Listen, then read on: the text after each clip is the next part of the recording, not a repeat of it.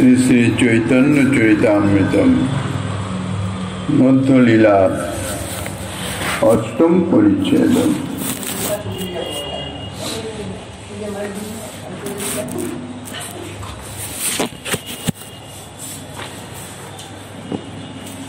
যথোত্তরমসৌ সাধু বিশেষোল্লাসমজ্জাপি রৌতির্বাসনয়া সাধি ভাষতে কোয়াপি কস্যচি। কলিযুগ পাবন অবতার পরম করুণাময় শ্রী গৌরাঙ্গ সুন্দরের পরমান্তরঙ্গ প্রিয় পার্ষদ বর্জ পূজ্যপাদ শ্রীলকৃষ্ণদাস কবিরাজ গোস্বামী মহাশয় তাহার শ্রী শ্রী চৈতন্য চরিতামৃত নামক শ্রী গ্রন্থের মধ্যলীলার অষ্টম পরিচ্ছেদে সাধ্য সাধন তত্ত্ব নির্ণয় প্রসঙ্গে শ্রী রায় রামানন্দের সঙ্গে শ্রীমন মহাপ্রভুর কথোপকথন বর্ণনা করিতেছেন। কান্তা প্রেম সর্বসাধ্য সার সেটি বর্ণনা করার পরে তাহার দৃষ্টান্ত স্বরূপ শ্রীমদ্ ভাগবতের শ্লোক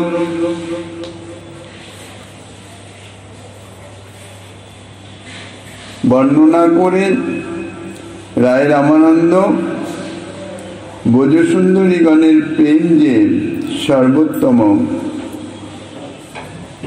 তাহা স্থিরীকৃত করেছেন। তারপর ভক্তি রসামৃত সিন্ধুর থেকে এই শ্লোকের উদ্ধৃতি দিয়ে বলছে বিভিন্ন লোকের অর্থাৎ বিভিন্ন জীব স্বরূপেরই সাধ্যের নির্ণয় করা হইতেছে। কাজে সেই জীব স্বরূপের বিভিন্ন রুচি। তাই কান্তা প্রেম যদিও সর্বশ্রেষ্ঠ, কিন্তু সকলের রুচি তো সমান নয়। এই জন্য সকলে কান্তা প্রেমের উপাসনা করেন না। দাস্য সখ্যাদি রসের মধ্যে যে রসে যা রুচি হয় তিনি সেই রসেরই উপাসনা করে থাকেন।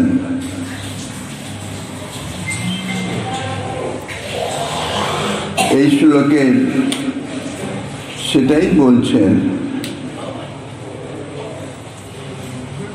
সকলেই প্রীতি সহকারে শ্রীকৃষ্ণের সেবা করতে চান, কিন্তু ভাব অনুযায়ী তাঁরা সে সেবা করেন।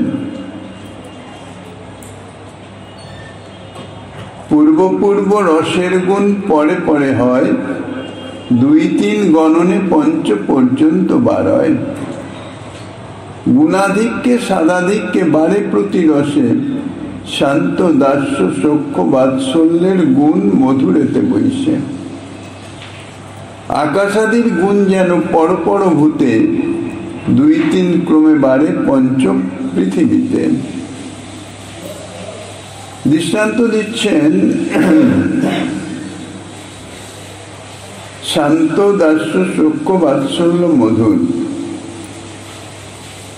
এই 5টি রসের কথা বলা হয়েছে।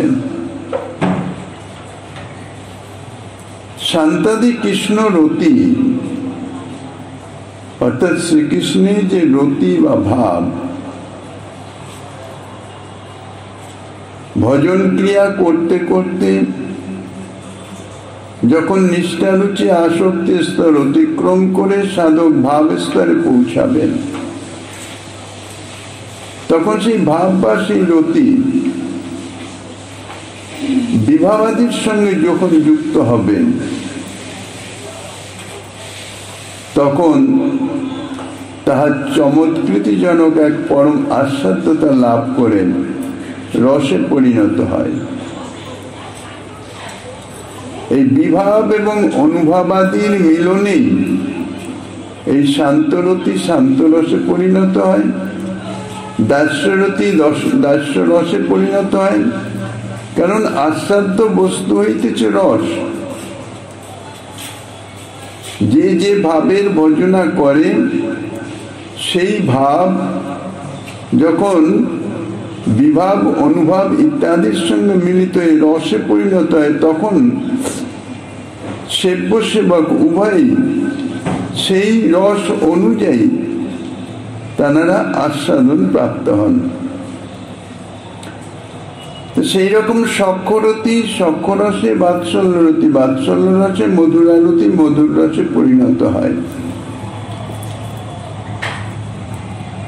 অর্থাৎ যিনি যেভাবে ভজনা করেন, শান্তভাবে তারা যখন সেই শান্তভাবের সাধক উপাসনা করতে করতে যখন রতি স্তরে পৌঁছে যান, অর্থাৎ ভাব, ঠিক প্রেমের পূর্ব অবস্থা, প্রেমের অঙ্কুর বলা হয়েছে, সেই ভাব অনুভব বিভাব ইত্যাদির সঙ্গে মিলিত হয়ে তখন সেটি রসে পরিণত হয়ে যায়। যেভাবে সাধক সেইভাবে রসে পরিণত হয়ে তার যে প্রেম সেবা, তার থেকে সেই রসের প্রকাশ হয় এবং তাহাই আস্বাদন হয়। এখন ভিন্ন ভিন্ন ভাবে তাতে ভিন্ন ভিন্ন রসের প্রকাশ হচ্ছে। এই যে শান্তদাস্য সখ্য বাৎসল্য মধুর, এই যে ক্রমটা, অর্থাৎ যেটার পর যেটা ঠিক সেই ক্রম অনুযায়ী চলবে। কেননা প্রথমকালের যে গুণ সেটি পরবর্তী রসে সংক্রামিত থাকছে। এই 5টি রসের মধ্যে বাৎসল্য হচ্ছে ঠিক মধুরের পূর্ব, সখ্য হচ্ছে বাৎসল্যের পূর্ব, দাস্য সখ্যের পূর্ব, আর শান্ত হচ্ছে দাস্যের পূর্ব, অর্থাৎ আগে। প্রথমে হচ্ছে শান্ত। শান্তের যে নিষ্ঠা গুণ, সেই নিষ্ঠা গুণ দাস্যে সংক্রামিত, অর্থাৎ দাস্যে অবস্থিত, সেই সঙ্গে দাস্যের নিজস্ব যে গুণ সেবা সেটি আছে। আবার দাস্যের ঠিক পরবর্তী হচ্ছে সখ্য, অর্থাৎ দাস্যের থেকে উৎকৃষ্ট। কেননা এর মধ্যে দাস্যের যে গুণ নিষ্ঠা এবং সেবা সেটি তো আছেই, সেই সঙ্গে সখ্যভাবে রয়েছে নিঃসংকোচ সেবা। তাহলে সখ্যের 3টে গুণ বিদ্যমান। আবার এই সখ্যের ঠিক পরবর্তী হচ্ছে, অর্থাৎ সখ্যের থেকে উৎকৃষ্ট হচ্ছে বাৎসল্য। এই বাৎসল্য ভাবে সখ্যের 3টে গুণ তো আছেই, এর সঙ্গে অধিকন্তু আছে লাল্য পাল্য জ্ঞান, অর্থাৎ নিজেকে বড় এবং সেব্যতত্ত্ব ছোট। বাৎসল্য ভাবে নিয়াই হচ্ছে বিশেষত্ব, দাস্য ভাবে সেবক হইতেছেন ছোট, সেব্যতত্ত্ব বড়। সখ্যভাবে সেব্য সেবক সমভাবাপন্ন। বাৎসল্যভাবে সেবক হয়ে যাচ্ছেন বড়, সেব্যতত্ত্ব হচ্ছেন ছোট। সেখানেই বাৎসল্য রসের প্রকাশ। তাহলে বাৎসল্যের 4টে গুণ হলো। আর তার পরবর্তী হচ্ছে মধুর রস। এই মধুর রসে এই বাৎসল্যের 4টে গুণ তো আছেই, সর্বোপরি যেটি বিদ্যমান সেটা হচ্ছে নিজাঙ্গ দ্বারা সেবা, অর্থাৎ সর্বতভাবে সেবা। এই জন্য বাৎসল্যের মধুরে হচ্ছে পরিপূর্ণ সমস্ত ভাবের সমাহার। এখন সবচেয়ে সর্বশ্রেষ্ঠ সমস্ত ভাবের সমাহার মধুর রসই তাহলে সর্বশ্রেষ্ঠ হবে। এই জন্য বলছেন গুণাধিক্যে বা মধুর রসে 5টি গুণ, আর রসের অর্থাৎ আস্বাদনে ভাবাধিক্যে তাহাতেও মধুর রসে সর্বশ্রেষ্ঠতা। যে রসে গুণ যত বেশি হবে সেই রসের আস্বাদন তত বেশি হবে। তাই শান্ত অপেক্ষা দাস্যে, দাস্য অপেক্ষা শোকে, শোক অবশ্য বাৎসল্য এবং বাৎসল্য অপেক্ষা মধুরে স্বাদের আধিক্য। এর একটা দৃষ্টান্ত প্রাকৃত জগতের দৃষ্টান্ত দিয়েছেন। আকাশ আদি গুণ যেন পর ভূতে 2-3 ক্রমে বাড়ে পঞ্চ পৃথিবীতে। ক্ষিতি, অপ, তেজ, মরুদ্ভম, এই পঞ্চভূত। আর এর গুণ হচ্ছে কি? শব্দ, স্পর্শ, রূপ, রস, গন্ধ। এই 5টি পঞ্চভূতের পঞ্চগুণ। এখানে আকাশ, আকাশ অর্থাৎ শূন্য, তার গুণ হচ্ছে শব্দ। তারপর হচ্ছে বায়ু, বায়ুর গুণ, বায়ুতে শব্দ যেমন আছে সেই সঙ্গে স্পর্শ আছে। তারপর হচ্ছে তেজ, তেজের শব্দও আছে স্পর্শও আছে, সেই সঙ্গে সঙ্গে আছে রূপ অর্থাৎ দর্শন হয়। তারপর হচ্ছে জল, জলের গুণ, জলের শব্দ স্পর্শ রূপ তো আছে, সেই সঙ্গে রস আছে। আর তারপর ক্ষিতি অর্থাৎ পৃথিবী, সেখানে শব্দ স্পর্শ রূপ রস আছে, সেই সঙ্গে আছে বিশেষ গুণ, সেটি গন্ধ। এই পৃথিবীতে যেমন আকাশ আদি পূর্ব 4 ভূতে সকল গুণই আছে, অধিকন্তু পৃথিবীর বিশেষ গুণ যে গন্ধ সেটিও আছে। তার শ্রী গোবিন্দের যে প্রেম সেবা, সেই প্রেম সেবার যে 5টি ভাব, শান্ত, দাস্য, সখ্য, বাৎসল্য, মধুর, তার মধুর ভাবে পূর্ববর্তী সমস্ত কিছুর সমাহার, সমস্ত কিছুই আছে। এই জন্যই বলছেন পরিপূর্ণ কৃষ্ণ প্রাপ্তি এই প্রেমা হতে, এই প্রেমের বশ কৃষ্ণ কহে ভাগবতে। অর্থাৎ এই কান্তা প্রেমে শ্রীকৃষ্ণের পরিপূর্ণ সেবা প্রাপ্তি হয়। দাস্যাদি প্রেমের অর্থাৎ দাস্য, সখ্য, বাৎসল্য প্রেমের নিজ নিজ গুণ অনুরূপ সেবা প্রাপ্ত হয়ে যায়, কিন্তু কান্তা প্রেমের মধ্যে দাস্যাদি সকল প্রেমের গুণ এবং সেই সঙ্গে একটি গুণ অধিক থাকার জন্য এই প্রেম দ্বারাই পরিপূর্ণ রূপে শ্রীকৃষ্ণ সেবা পাওয়া যায়। অর্থাৎ শ্রীকৃষ্ণ সেবার কোনো দিক দিয়ে কোনো অংশে কোনো কম থাকে না। যে কোনোভাবে শ্রীকৃষ্ণের সুখের নিমিত্ত যে কোনোভাবে শ্রীকৃষ্ণের সেবা করা যায় এই কান্তা প্রেমে। কিন্তু অন্যান্য ভাবের সাধকগণ তারা কিন্তু সর্ববিধভাবে শ্রীকৃষ্ণ সেবার অধিকারী হন না। সেখানে কিছু বাধা আছে, অর্থাৎ তাদের সম্বন্ধ অনুযায়ী সেবা হবে, যেরকম সম্বন্ধ ঠিক সেই অনুযায়ী সেবাটি হবে। সেটাকে অর্থাৎ সম্বন্ধকে অতিক্রম করতে পারেন না। এই কান্তা প্রেমের সেবায় দাস্যাদি সকল প্রেমের সেবাই আছে। শান্তের গুণ কৃষ্ণ নিষ্ঠা অর্থাৎ কৃষ্ণ বিনা তৃষ্ণা ত্যাগ। কান্তা প্রেমবতী ব্রজ সুন্দরীগণের মধ্যে তাহা আছে। কৃষ্ণ ছাড়া অন্য কোন রকমের কোন বাসনার আভাস হৃদয়ে নাই।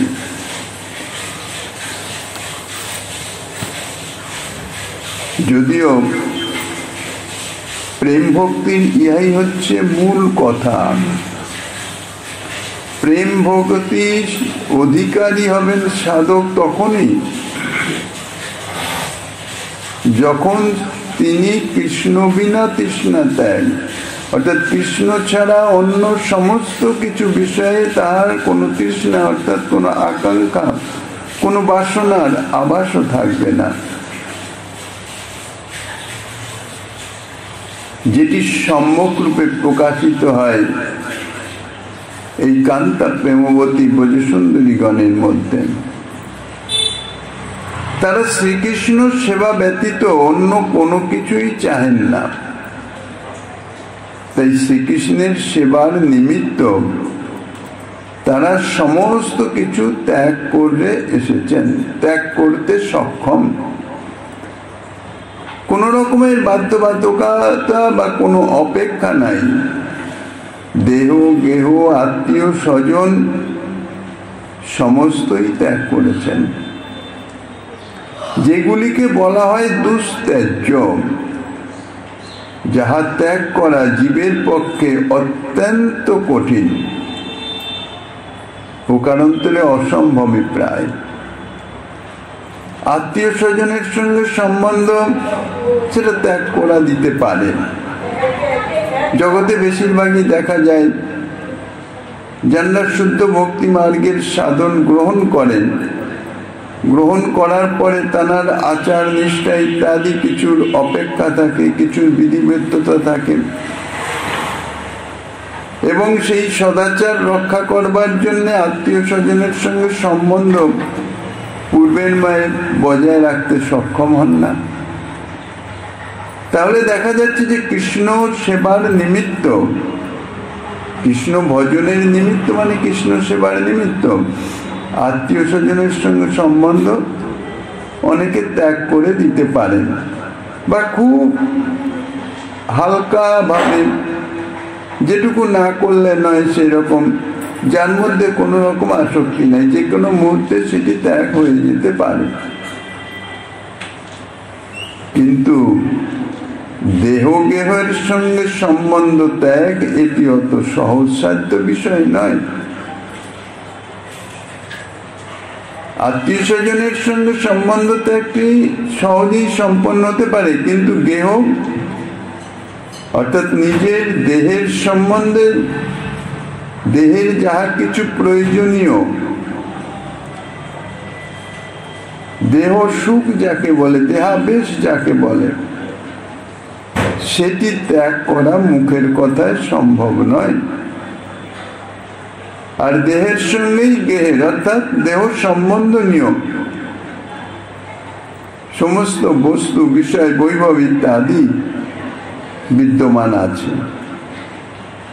ন্যূনতম প্রয়োজনীয় অন্তত সেটুকু তো চাই, তা না হলে দেহযাত্রা কি করে নির্বাহ হবে? সেটি ত্যাগ করতে সাধক সক্ষম হয় না। কখন সক্ষম হবে? প্রেমের স্তরে পৌঁছালেই যে সবকিছু ত্যাগ করতে পারেন তা নয়। প্রেমের পরিপক্ক দশায় তখন আর দেহাবেশ গেহাবেশ থাকে না। দেহাবেশ না থাকার কারণ জীব স্বরূপের সবচেয়ে মুখ্যতম যে আসক্তি বা আবেশ, তাহা হচ্ছে দেহাবেশ।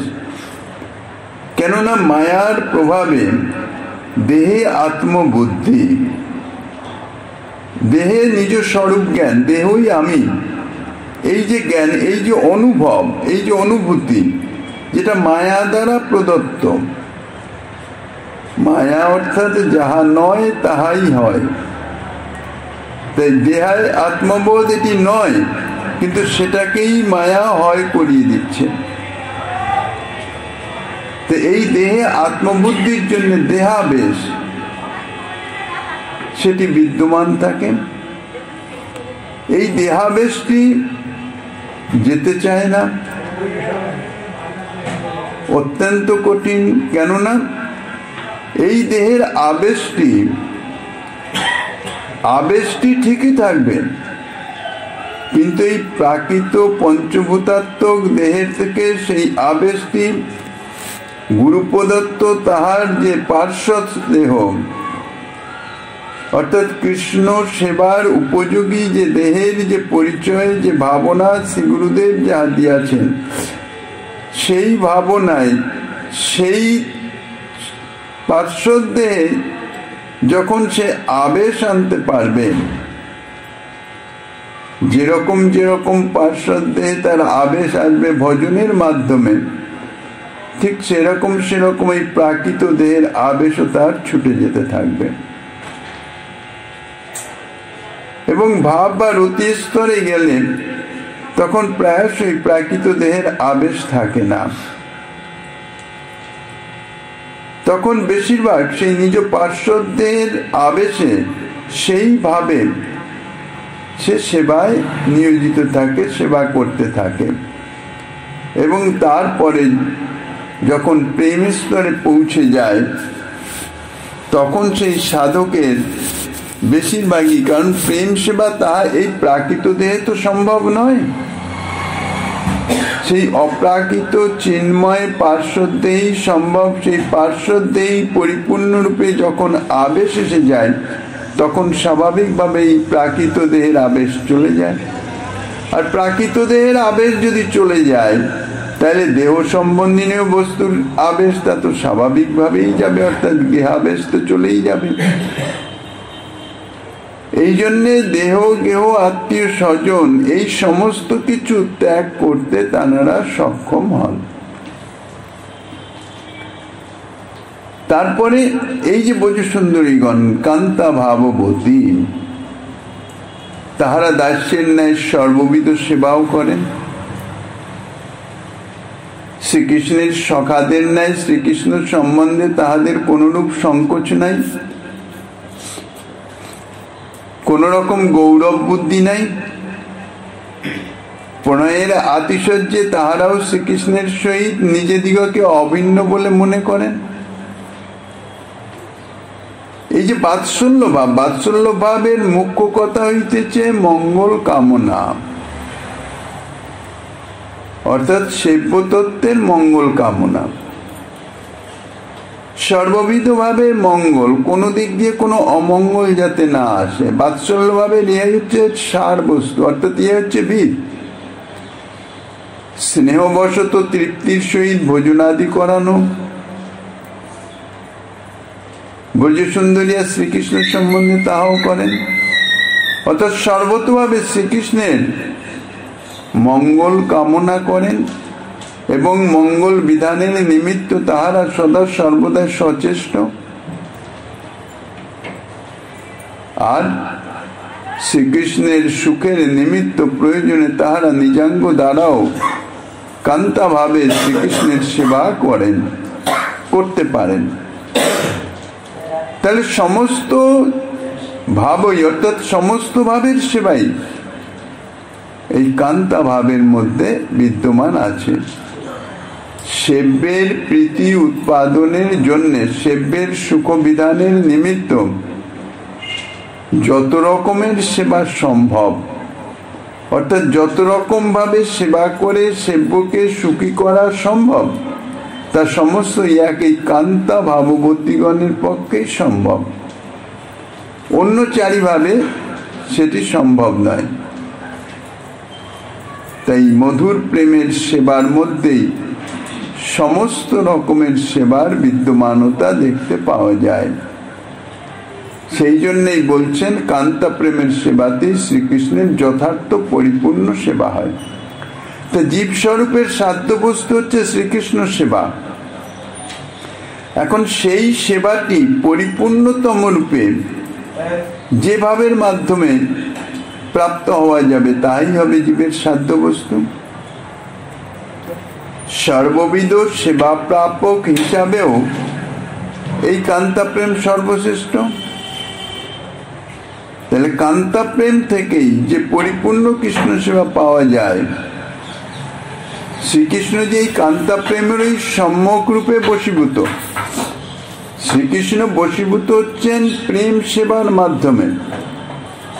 তা যে প্রেম সেবার সম্যক রূপে প্রকাশিত, অর্থাৎ যে প্রেম সেবার মাধ্যমে সর্ববিধ ভাবে সেবা করা যায়, যেখানে কোন রকম কোনো অপেক্ষা বাধা বিঘ্নতা নাই, সেই সেবাই সর্বোত্তম হবে। তাই কান্তা প্রেমের মাধ্যমে পরিপূর্ণরূপে কৃষ্ণ সেবা পাওয়া যায়। এই জন্য কান্তা প্রেমে শ্রী ভগবান অর্থাৎ শ্রীকৃষ্ণ সম্যক রূপে বশীভূত, কেননা তিনি তো সেবাতেই বশীভূত। তার প্রমাণস্বরূপ বলছেন শ্রীমদ্ ভাগবতের এই শ্লোক, ময়ি ভক্তিরি ভূতানাম অমৃতত্বায় কল্পতে দিষ্টা যদাসীন মৎ স্নেহ ভবতি নাং মদাপনহম। শ্রীকৃষ্ণ যে ব্রজগোপীদের নিকট একান্ত বশীভূত, তিনি যখন যে স্থানেই যেভাবেই থাকুন না কেন, তাহাদের প্রেম যে তাহাকে আকর্ষণ করে তাহাদের নিকট আনতে সমর্থ, এই শ্লোকে সেটাই প্রদর্শিত হচ্ছে, বর্ণিত হয়েছে। এই জাতীয় সামর্থ্য দাস্যাদি বা অন্য কোনো ভাবে নাই। কৃষ্ণের প্রতিজ্ঞা দৃঢ় সর্বকাল আছে, যে জৈছে ভজে কৃষ্ণ তারে ভজে তৈছে। শ্রীমদ্ ভগবদ গীতায় বলেছেন, যে যথামাং প্রপদ্যন্তে তাঙ্গস তথৈব ভজাম্যহম। যিনি আমাকে যেভাবে ভজনা করেন, আমি ঠিক তদনুরূপ ভজনা করি, অর্থাৎ সেইভাবে তাহার সেবা গ্রহণ করে তাহার মনোবাসনা পূরণ করে দেই।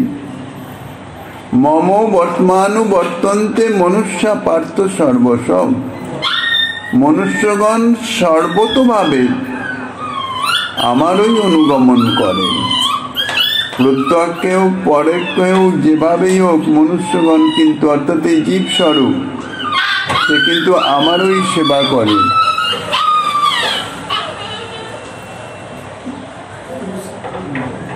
এই প্রেমার অনুরূপ না পারে বুঝিতে, অতএব ঋণী হয় কহে ভাগবতে।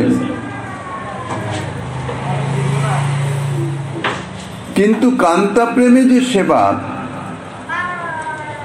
শ্রীকৃষ্ণ তার প্রতিদান দিতে পারেন না, তদনুরূপ সেবা গ্রহণ করতে সক্ষম নন। এই জন্যেই শ্রীমদ্ ভাগবতেই বলে দিয়েছেন, শ্রীকৃষ্ণ নিজেই ঋণ স্বীকার করেছেন।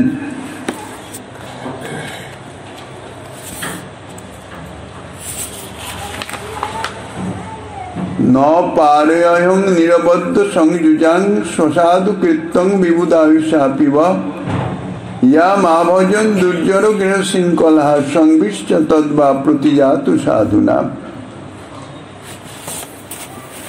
রাসলীলার পরে শ্রী গোবিন্দ ব্রজসুন্দরীগণের কাছে তাঁর ঋণ স্বীকার করেছেন, কেননা ব্রজসুন্দরীগণ কৃষ্ণ সেবার নিমিত্ত যেভাবে সমস্ত কিছু ত্যাগ করে শ্রীকৃষ্ণ সেবায় আত্মনিয়োগ করেছেন, শ্রীকৃষ্ণের পক্ষে সমস্ত কিছু ত্যাগ করা সম্ভব নয়। যদি কেউ সসুখ বাসনা সিদ্ধির জন্য শ্রীকৃষ্ণ ভজন করেন,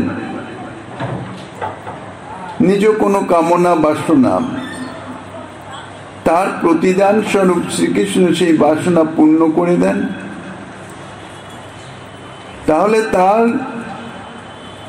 ভজন অনুযায়ী শ্রীকৃষ্ণের প্রতিদান হয়ে যায়।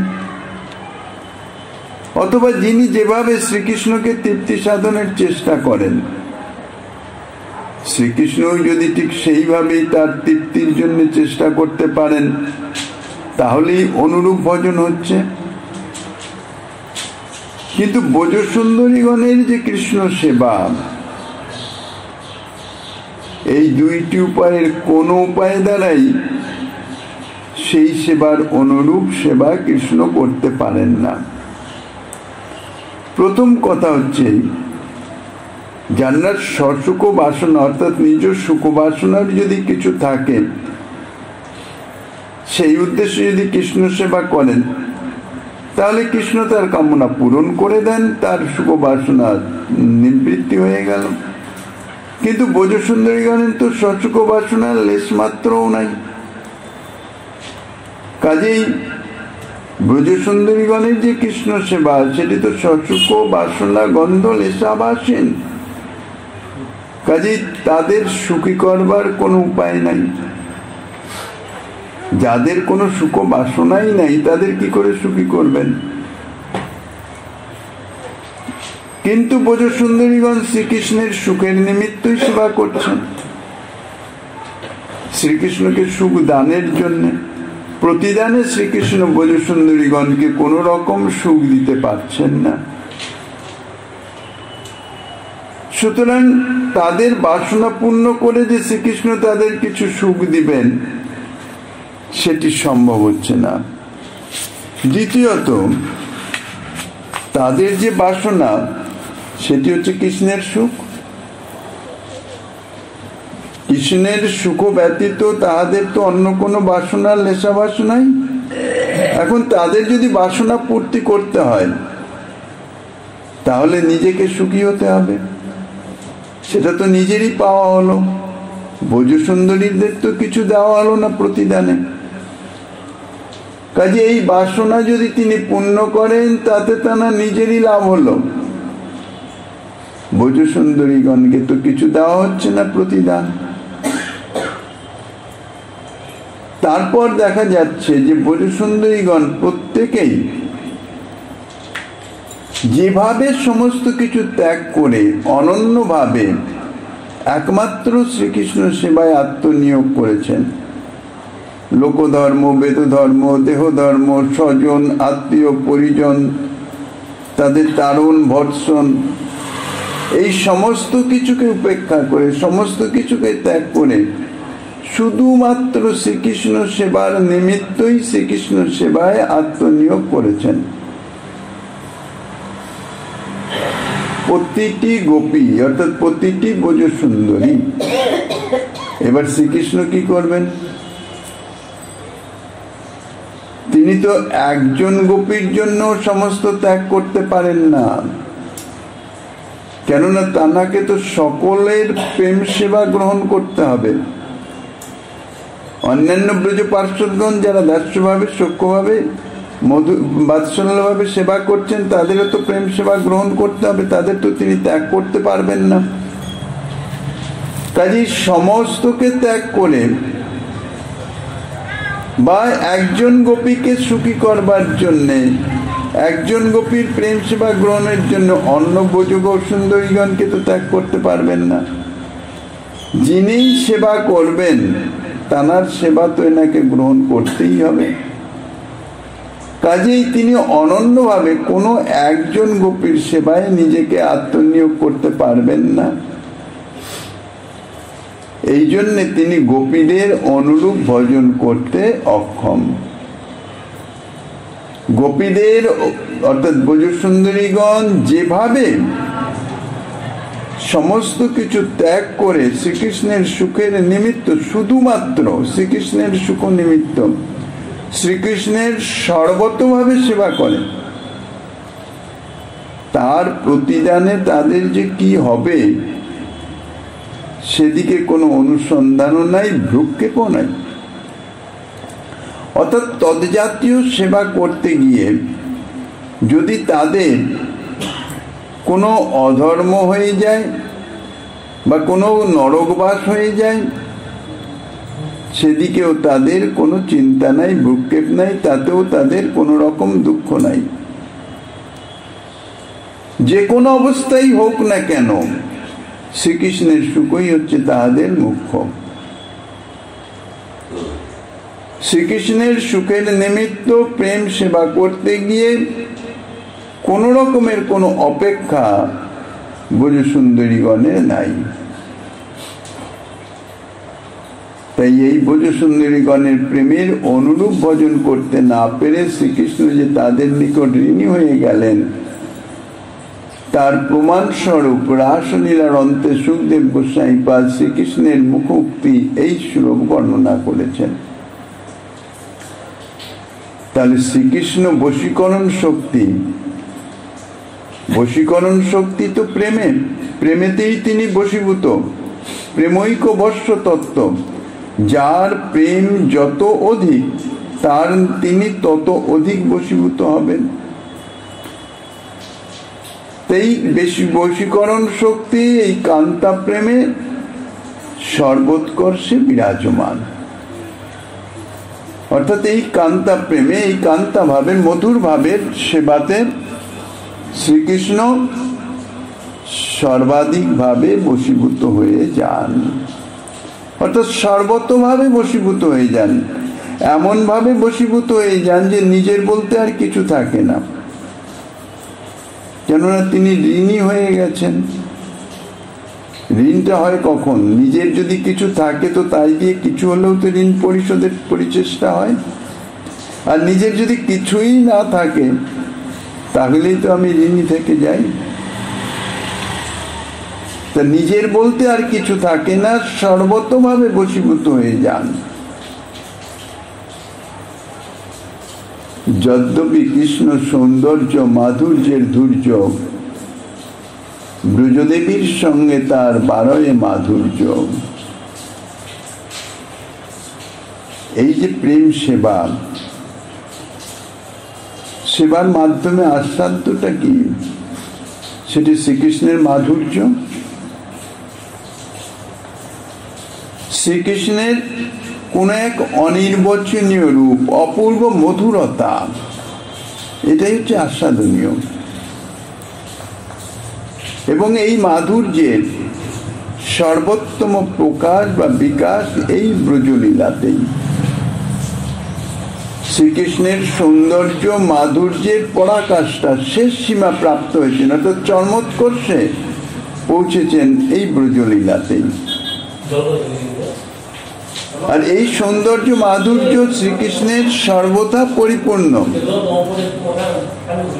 এখন পাত্র যদি পূর্ণ হয়ে যায়, তার উপরে আর কিছু দিলে সে পাত্র তো ধারণ করতে পারে না।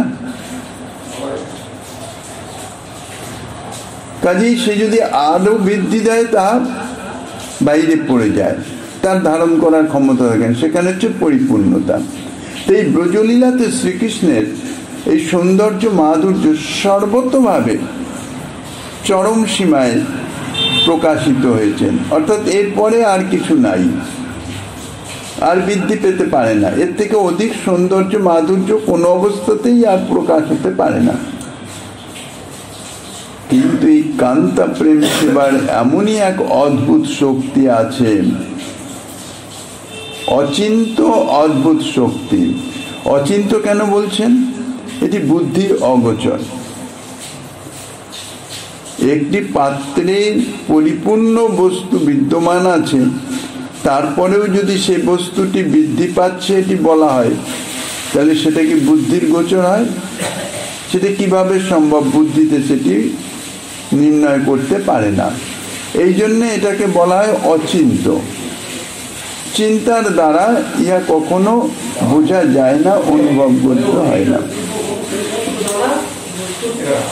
কাজেই এই কান্তা প্রেমের এমনই এক অচিন্ত অদ্ভুত শক্তি যে ব্রজ সুন্দরীগণের সাক্ষাতে শ্রীকৃষ্ণের এই পরিপূর্ণ সৌন্দর্য এবং মাধুর্য উত্তরোত্তর বৃদ্ধি প্রাপ্ত হতে থাকে।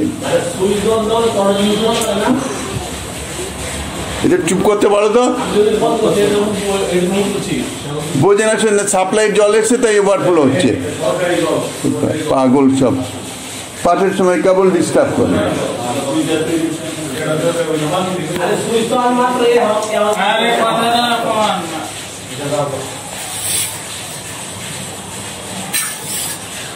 সব মাতবর হয়ে গেছে।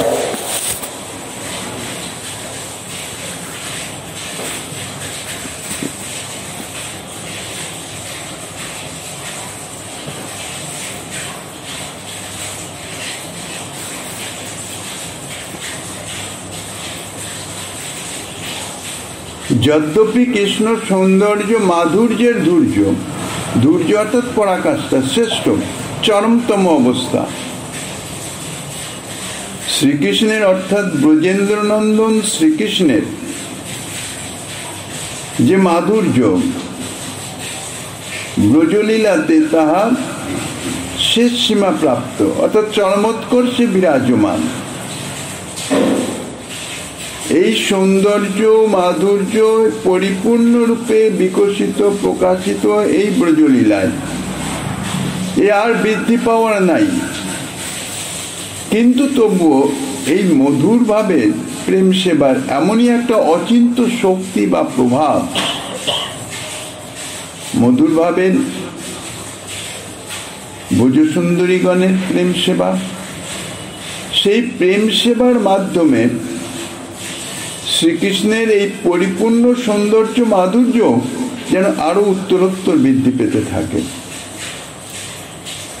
এটি কিভাবে সম্ভব?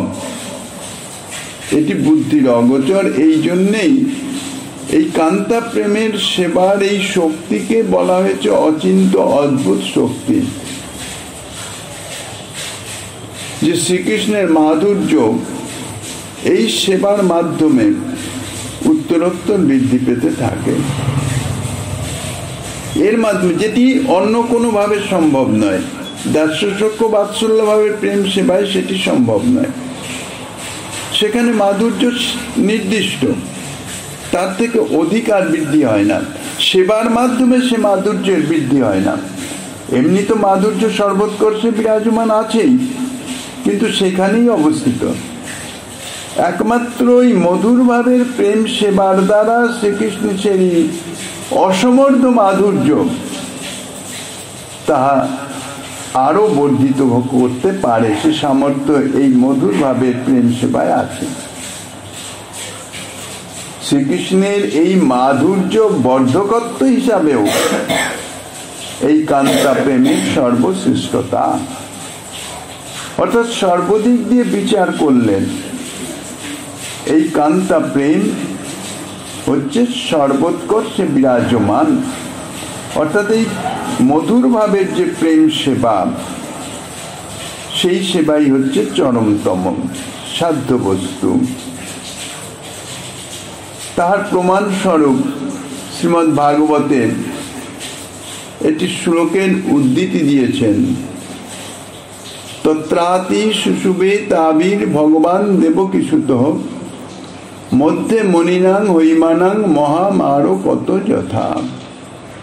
অর্থাৎ রাসলীলার রাসমণ্ডলে যে রাস নৃত্যকালীন যে শোভা, যে মাধুর্য বিকশিত হয়েছে, রাসনৃত্যই হচ্ছে কান্তাভাবের প্রেম সেবার চরমোৎকর্ষ, চরম নিদর্শন। যত যত প্রেম সেবা আছে তার মধ্যে রাসনৃত্যই হইতেছে চরমতম। সেই রাসনৃত্যেই যেভাবে শ্রী গোবিন্দের মাধুর্য বিকশিত হয়েছে, স্বর্ণবর্ণ মণিগণের মধ্যে মহামারকত মণি যেরকম ভাবে শোভিত হয়, শোভা পায়, সেইরূপ স্বর্ণবর্ণ ব্রজসুন্দরীগণে পরিবৃত আলিঙ্গিত হয়ে ভগবান দেবকী নন্দনও অত্যন্ত শোভা পেতে থাকলেন এবং সেই শোভা উত্তরোত্তর যেন বৃদ্ধি পেতে থাকল। এই শ্লোক সম্বন্ধে গোস্বামীপাদ যা আস্বাদনী দিচ্ছেন, শ্রীমন্ মহাপ্রভু গিরিধারীলালের কৃপা হলে আগামী দিনে আস্বাদনের বাসনা রেখে অধ্যকার শ্রী চৈতন্য কথার এখানেই বিশ্রাম।